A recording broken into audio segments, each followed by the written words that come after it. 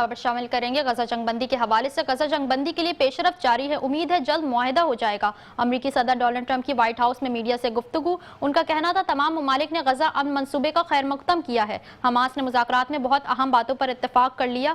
ہم مشرق وسطی میں 3000 سال پرانا تنازع حل کرنے چاہ رہے ہیں۔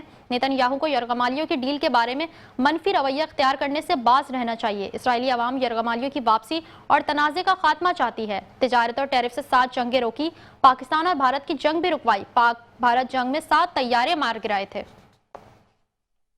غزہ جنگ بندی کے لیے پیشرفت جاری ہے، امید ہے جلد معاہدہ ہو جائے گا۔ امریکی صدر ڈونلڈ ٹرمپ کی وائٹ ہاؤس میں میڈیا سے گفتگو، ان کا کہنا تھا تمام ممالک نے غزہ امن منصوبے کا خیر مقدم کیا۔ حماس نے مذاکرات میں بہت اہم باتوں پر اتفاق کر لیا۔